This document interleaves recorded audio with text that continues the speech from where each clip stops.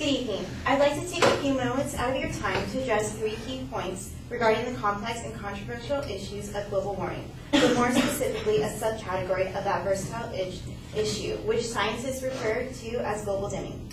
My advocate's claim would lead a person to believe that global dimming is having a supposedly negative effect on the world we live in. I would like to quote my advocate's supporting evidence in the order that they were presented. My advocate's evidence was as follows. First, global dimming is disrupting the pattern of the world's rainfall, which led to the Ethiopian drought in 1984. Second, global dimming is changing the Earth's climate. And third, that global dimming has affected our awareness of the dangerous effects posed by greenhouse gases by having a cooling effect on the globe. These alarming claims, however, lack the controversy specifically regarding global dimming and how global warming seriously dwarfs it. Seeing how you cannot have one without the other, I assert that without the existence of global warming, global dimming cannot exist. In support of my claim, I offer 3 pieces of evidence. First, that there are several political and social factors, not global dimming, that contributed to the suffering felt by the Ethiopian drought in 1984. Second, that there are naturally occurring events that are credited with the changing of the Earth's climate. And third, there is corroborating scientific proof dispelling the existence of global warming. My advocate claims that there is a direct connection between the effects of global dimming and Ethiopian drought. Is misleading in the sense that their claim places the cause of the drought solely on global dimming. However, a nonpartisan website that works closely with African advocates and policymakers states that on the Ethiopian crisis in 1984 was focused in the northern highlands of the country, where record low rainfalls were compounded by the effects of the Civil War. A drought in a desert is not an uncommon occurrence. Ethiopians have dealt with droughts several times in their history, long before formal countries and state lines came into existence. However, what is abnormal about the 1984 drought is that it was compacted by the Civil War. This Civil War was consisted of warlords, which in one article written by Muhammad states that these warlords intentionally caused the brutal mass murder and suffering of severe and inhumane treatment of civil population. These warlords also controlled the watering holes and refused water to people from different trips. Therefore, a reasonable man can make the assumption that there was lower than average rainfall, but still rainfall, meaning that there was still some water available and that the warlords used the scarcity of water as a weapon, which explains the heightened amount of lives lost during the 1984 drought. So yes, global dimming could have added to the Ethiopian crisis, but the people of Ethiopia had lived through it before.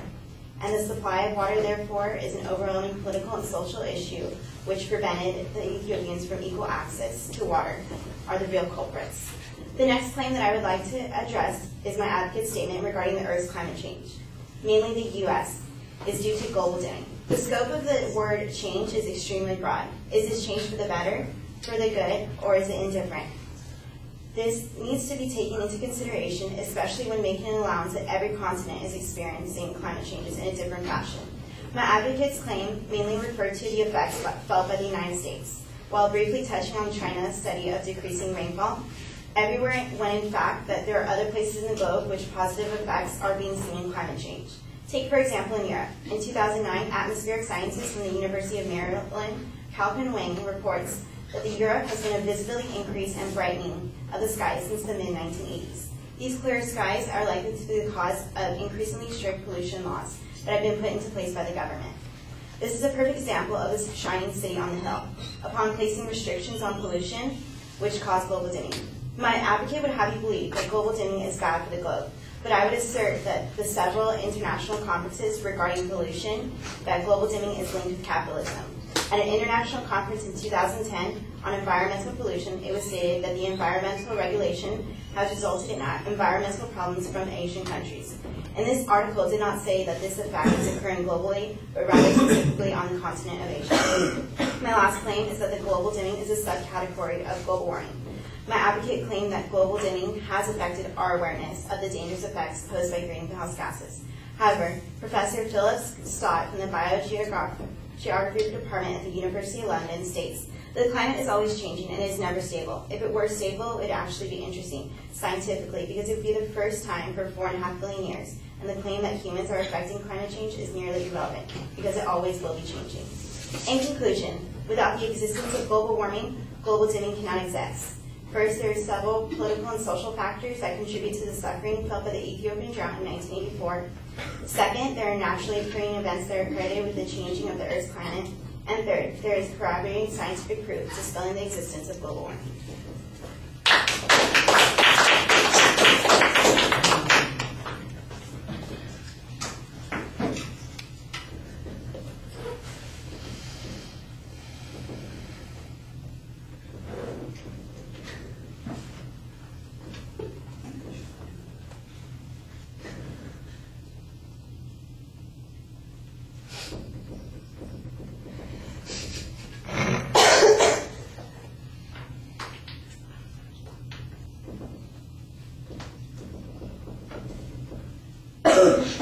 Tell him to come in.